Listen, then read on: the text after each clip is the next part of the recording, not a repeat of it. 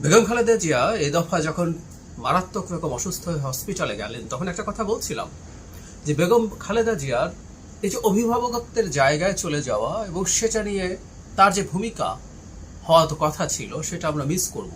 এবং এটা মিস মানে সাধারণ মিস না, সম্ভাবনা আছে আমরা খুব সংঘাতময় পরিস্থিতিতে যাব এবং সেখান থেকে তিনি আমাদের মধ্যস্থতাকারীর ভূমিকায় অবতীর্ণ হতে পারতেন, সেটা এখন থাকছে না। তাহলে তার কোন শিক্ষাটা আসলে আমাদের একটু মাথায় রাখা দরকার, যেটা আমাদের ভবিষ্যৎ সংঘাত নিরসনে কাজ করবে? শুধু সেটা না, তার যে রাজনীতি, সে রাজনীতি ভবিষ্যতে কতটা রেলেভেন্ট হবে এবং আমাদের রাষ্ট্র এবং জাতির জন্য কতটা গুরুত্ব বহন করবে, সেই ব্যাপারে একটু কথা বলতে চাই। গণঅভ্যুত্থান পরবর্তী দেশগুলোতে সংঘাতের সম্ভাবনা থাকে। এটার প্রধান কারণ দুটো। একটা হচ্ছে একটা স্বৈরাচারী সরকার যখন ক্ষমতায় থাকে, সে তার ক্ষমতায় থাকার স্বার্থে প্রত্যেকটা রাষ্ট্রীয় প্রতিষ্ঠানকে ভেঙে ফেলে, সে তার মতো করে সবকিছু করতে চায়।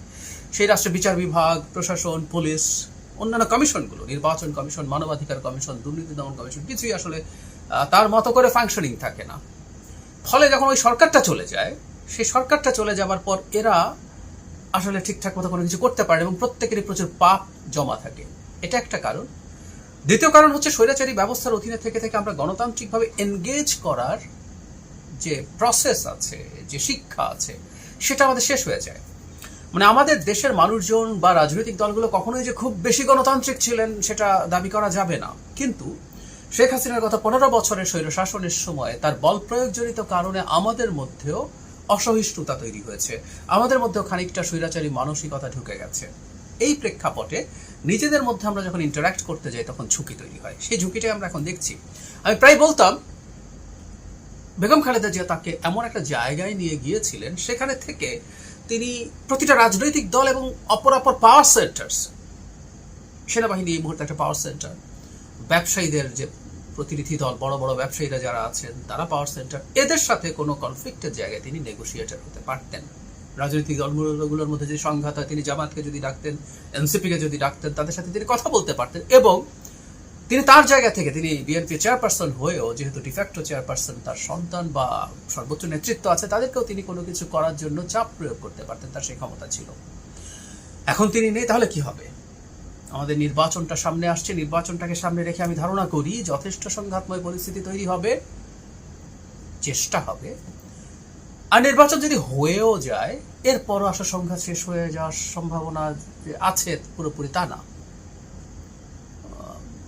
আমরা আমাদের চেষ্টা করা উচিত, আমরা প্রায়, আমি অন্তত এই আলোচনাটা করি, মধ্যপ্রাচ্যের আরব বসন্তের দেশগুলোর সাথে তুলনা করা। অনেকে শ্রীলঙ্কা নেপালের কথা বলেন, অনেকবার বলেছে, আবার একটু যোগ করি, শ্রীলঙ্কা নেপাল আমাদের সাথে তুলনীয় না, কারণ ওখানে কোনো স্বৈরাচারী সরকার অবৈধভাবে ক্ষমতা দীর্ঘকালীন সময় ছিল না, ফলে তিনি রাষ্ট্রের সব প্রতিষ্ঠান ভেঙে ফেলেননি। তাই যখন স্বৈরাচারের পতন হয়েছে কোনো একটা পপুলার আপরাইজিং এ, এরপর ইনফ্যাক্ট স্টেট ভাঙ্গা ছিল না, এরপর যিনি এসছেন তার পক্ষে খুব সহজে এটাকে গড়ে তোলা সহজ হয়েছে, দেশকে স্থিতিশীল করা সম্ভব হয়েছে। কিন্তু আমরা তুলনা করবো মধ্যপ্রাচ্যে, আমরা যে দেশগুলোতে গৃহযুদ্ধ শুরু হয়ে গেছে, তাকে ফেলতে না পেরে বা নির্বাচনের পরও সেগুলোকে সরিয়ে রাখি, কিন্তু দুটো দেশে তো নির্বাচন হয়ে অ্যাপারেন্ট একটা স্থিতিশীলতা আসবে বলে মনে হচ্ছিল, তিউনিসিয়া এবং মিশর, সেগুলো তো নির্বাচনের পরে সংঘাত হয়েছে। আমি আসলে এই জায়গাটায় আসতে চাইছিলাম। এই সংঘাতের ঝুঁকি আসলে আমাদের আছে এবং এই ঝুঁকি তৈরির চেষ্টা চলবে দীর্ঘকাল, আমি মনে করি, নানাভাবে, এবং সেটার কতগুলো ব্যাকগ্রাউন্ড তৈরির চেষ্টা এখনই আমি লক্ষ্য করছি, এগুলো আস্তে আস্তে বলবো। তো সেই প্রেক্ষাপটে বেগম খালেদা জিয়া কাজ করতে পারতেন। এখন আমরা আসলে তার কোন জিনিসটাকে নেব বা এই ব্যাপারে খালেদা জিয়াকে সম্মান বা শ্রদ্ধা জানানোর প্রচুর প্রবণতা দেখছি। এমন অনেক মানুষ তাকে শ্রদ্ধা জানাচ্ছেন, কথা বলছেন, যারা তার অনেক ক্ষেত্রে বিপরীত জায়গার মানুষ। এটা খুবই ভালো, এটাকে আমি খারাপভাবে বলছি না, কিন্তু বেগম খালেদা জিয়ার একটা গুণ আমাদের নিতে পারা উচিত, সেটা হচ্ছে তার কথাবার্তা, তার রাজনৈতিক বক্তব্যের পরিণতিবোধ। শেখ হাসিনার সময় তিনি একেবারে ব্যক্তিগত, রাজনৈতিক বাদ দিয়ে একেবারে ব্যক্তিগত ইস্যুতে অত্যন্ত কুৎসা এবং নোংরা কথাবার্তার শিকার হয়েছেন। শেখ হাসিনার সাঙ্গপাঙ্গরা তো আছেই, শেখ হাসিনা নিজে কাজটা করেছেন, তার উপর অত্যাচার হয়েছে, তার পরিবারের উপর অত্যাচার হয়েছে, তিনি নিজে সাফারার হয়েছেন, কিন্তু তিনি পাল্টা কখনো এমন কথা বলেননি যেটা তার ক্ষুব্ধতা বা ক্রুদ্ধতা দেখে মনে হবে যে তিনি ক্ষুব্ধ বা ক্রুদ্ধ হয়েছেন। কিন্তু সেটাই না। 5 আগস্ট পরবর্তী সময়ে তো কিছুটা সুযোগ এসেছিল, তিনি কিছুটাও তো বলতে পারতেন। এই সময়গুলোতে 5 আগস্ট থেকে তার চলে যাবার আগ পর্যন্ত তিনি মানুষ হিসেবে তার অবস্থান একেবারে অনেক অনেক অনেক ওপরে নিয়ে গেছেন। তিনি কখনোই এর বিরুদ্ধে কিছু বলেননি। এই যে তার মৃদু ভাষণ, এই যে তার শত্রু, মানে এই মুহূর্তে বাংলাদেশের রাজনৈতিক দলগুলো একটা একটা শত্রু হওয়ার কথা না, তারা প্রতিদ্বন্দ্বী হওয়ার কথা, কিন্তু আওয়ামী লীগ তার শত্রু হয়ে গিয়েছিল নিজে নিজে। বিএনপি বা বেগম খালেদা জিয়া তাকে শত্রু বানাতে চাননি, নিজে নিজে শত্রু হয়ে গিয়েছিল। সেই শত্রুর বিরুদ্ধেও তিনি কিছু উগ্র কথাবার্তা বলেননি, প্রতিশোধমূলক প্রবণতা বা ন্যূনতম বাক্য দিয়ে, শব্দ দিয়েও করেননি। এই গুণটা যদি আমাদের রাজনীতিবিদরা গ্রহণ করতে পারেন, নিতে পারেন, তাহলে আমরা সামনের সংঘাত বা সংকট থেকে দূরে থাকতে পারবো। এটা খুবই জরুরি, এটা খুবই জরুরি। তারা তাদের চিন্তাগুলো অন্তত প্রকাশের জায়গাটা এমন হওয়া উচিত যাতে তাদের মধ্যে পারস্পরিক দ্বন্দ্ব এবং সংঘাত অনেক বেশি বেড়ে না যায়। এই কাজটা করতেই হবে, আদারওয়াইজ আমরা খুব বড় বিপদে আছি। নির্বাচন হয়ে যাওয়া মানেই দেশ অস্থিতিশীল হয়ে না যাওয়া না, দেশ স্থিতিশীল হয়ে যাবে গ্যারান্টি নেই। প্রচুর খেলোয়াড় এখানে আছে, প্রায় বলছি প্রচুর খেলোয়াড় আছে। কোনো দল সেই ফাঁদে পা দিতে পারে, কিন্তু সতর্ক থাকা দরকার আছে। আরেকটা ব্যাপার, বেগম খালেদা জিয়ার রাজনীতি নিয়ে যখন আমরা কথা বলি, তিনি উদার মধ্যপন্থী গণতান্ত্রিক রাজনীতি করতেন। এই যে মধ্যপন্থী রাজনীতির বাংলাদেশ, সেই জিনিসটাই তো তিনি চেয়েছিলেন। তাকে পছন্দ করলে আসলে সেটাই চাইতে হবে যারা মধ্যপন্থী রাজনীতি করেন। বিএনপি করে, এনসিপি মুখে অন্তত বলতো, যদিও এখন একটা জামাতের সাথে জোটে চলে গেছে, জামাত মুখে মুখে এখন ধর্মকে সরিয়ে রেখে এক ধরনের মধ্যপন্থার কথা বলে, কিন্তু আমি তাদের এই কপটতাকে খুবই ধিক্কার জানাই, কারণ তারা এখনো স্পষ্টভাবে ঘোষণা করেনি তারা আসলে কি চায়, কেমন চায়, এটা ক্লিয়ার করতে হবে। তার সাথে আরো অন্য দলগুলো আছে যেগুলো মারাত্মক র্যাডিক্যাল, অনেক বেশি উগ্র ডান।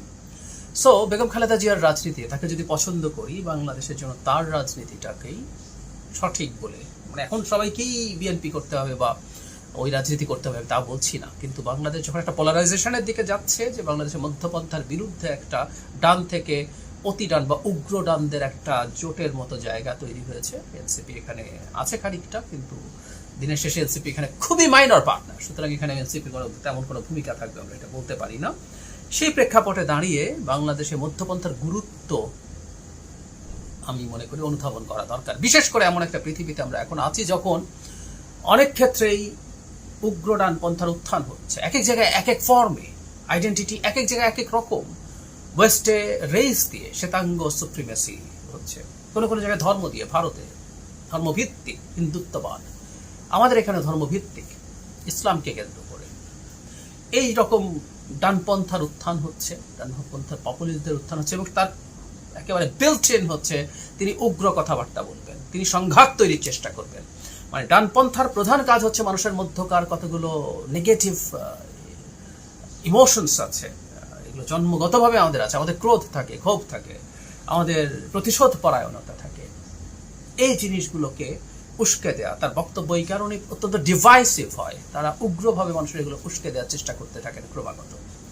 বেগম খালেদা যে মধ্যপন্থী রাজনীতি করতেন, এই মধ্যপন্থী রাজনীতি এবং মধ্যপন্থার মধ্যেও তিনি যে ধরনের সফট সোবার, সৌজন্য, ভদ্রতা, এগুলো মেনটেইন করে কথা বলতেন, বেশ খানিকটা, প্রায় পুরোটাই তার সন্তান জনাব তারেক রহমান পেয়েছেন। আর কারো কারো কাছে বর্তমান সময়ে মিসফিট মনে হলেও আমি মনে করি এই রাজনীতিটাই আসলে আমাদের করতে হবে যদি আমরা সামনের দ্বন্দ্ব সংঘাত এড়াতে চাই। কারো কারো ডানপন্থা, মধ্য ডান রাজনীতি থাকতে পারে, কিন্তু এই ক্রাইসিসের সময়টাতে অন্তত তাদের ভাষার ব্যবহার, তাদের পরস্পরের সাথে এনগেজ করা, পরস্পরের সমালোচনা করা, সব ক্ষেত্রেই আসলে এই ধরনের উগ্র আচরণ, উগ্র বক্তব্য সরিয়ে রাখা দরকার। কেউ কেউ বলেন যে ওই দলের তো টপরা এমন বলছেন না, ওরা ওরকম বলছেন না, কিন্তু তাদেরই যখন ছাত্র সংগঠন বা অনেকেই অনলাইনে বা বাস্তবে অত্যন্ত ডিভাইসিভ, নোংরা গালিগালাজ করেন, সেই জিনিসগুলো আমাদের পলিটিক্সের ঝুঁকি তৈরি করতে পারে মাঠে।